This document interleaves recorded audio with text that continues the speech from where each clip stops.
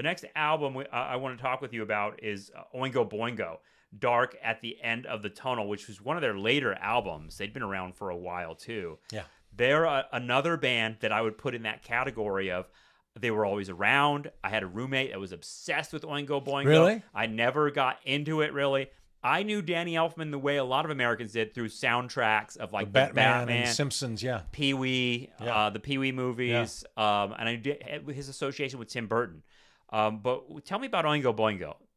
Like, my band, Pinching Judy, actually played a couple shows with them. We opened for them in Texas a couple times. And I have a funny story I'll tell you in a second. So I'm with you. I'm not a Boingo guy. And luckily, don't worry. But Danny Elfman did fine without my support. But I didn't ever care for the band. It's way too. So here's, you want to hear my critiques of this? Please. So in the 80s, there's a thing that happens where Bowie becomes pop, Modern Love, China Girl. Like he becomes this dude in the white tuxedo and dyed hair, and it's just another. Bowie's a fucking genius, and he's reinventing himself. He wasn't trying to. He got clean too. Like he stopped drinking. That's right. Mm-hmm. I feel like a bunch of artists tried to revive his darker eras in the late 70s, and I would put like Peter Murphy from Bauhaus. They kind of did the Bowie thing, singing like this, you know. And I just got a Bauhaus EP on vinyl, and it has like 3 songs on it, and we put it on, and Claudia was like, "I'm glad you got an EP because it's like you can only take so much Bauhaus at once." I'm just using him as an idea. I think there was a group of artists that would do. I do too. Yeah. But I think Elfman does it the worst. Yeah. He kind of does this like, and I felt like that's just a bad Bowie impersonation. Yeah. And they're super new wave, which, I'm in the early 80s. I'm punk. And they're super new wave with all these crazy synthesizers and upbeat and like kind of, I just didn't ever take them seriously. Right.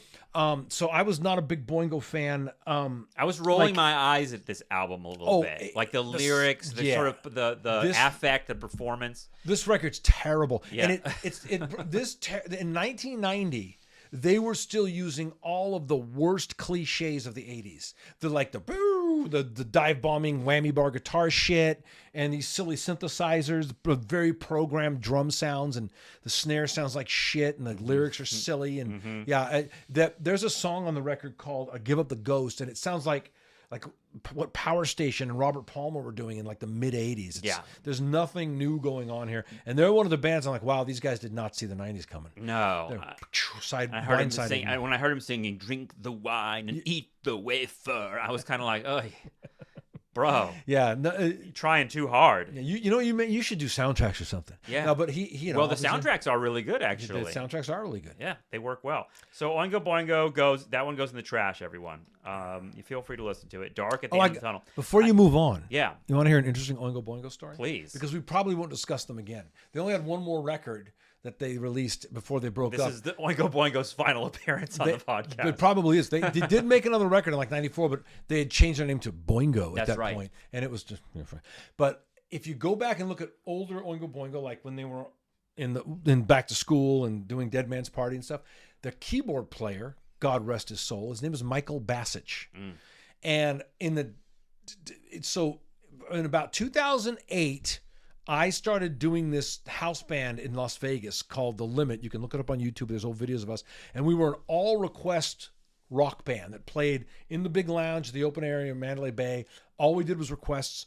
And the guys in my band are some of the greatest musicians in the world. The guitar player is right now on tour in Europe playing guitar for Gene Simmons. I don't even know how you do a band like that when people are yelling random songs. Well, they're like, we could talk about that. Stock of songs, obviously. But people would come and jam with us. Like Flavor Flav got up, and the Kid Rock, the guys from No Doubt, some of the guys from Maroon 5, they'd get up and jam with us in the lounge. Super cool. And so in that time, I'm doing all these things, and one of the bands that branched off from that, the keyboard player was Michael Bassich, the former keyboard player from Oingo Boingo. At that time, in the early 2000s, a lot of musicians who had been in popular bands sort of migrated to Vegas because you could still make a living there as a musician, every night. And so I ended up in a band with Michael, and he was a brilliant musician. We really didn't get along. I found him very hard to get along with. He's passed away. So I'm going now.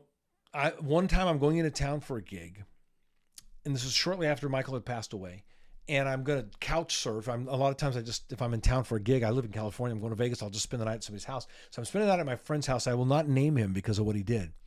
He, unbeknownst to me, had been involved in putting Michael Bassett's affairs in order and had, among other things, the mortal remains of Michael Bassett in a box. Wow.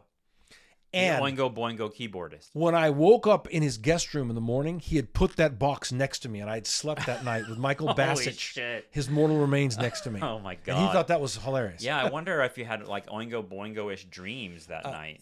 You know what? I don't remember having any dreams, but so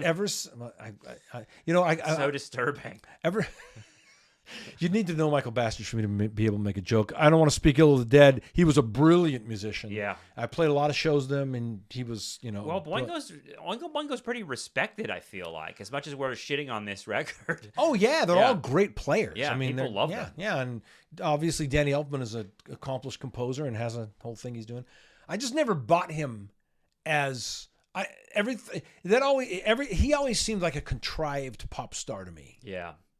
Like even in the I videos, always thought they were British, but they're an American band. Oh no, they're American. But he like in his videos, he would do like the crazy face and stuff. Like, it never was my thing. Yeah, I get it.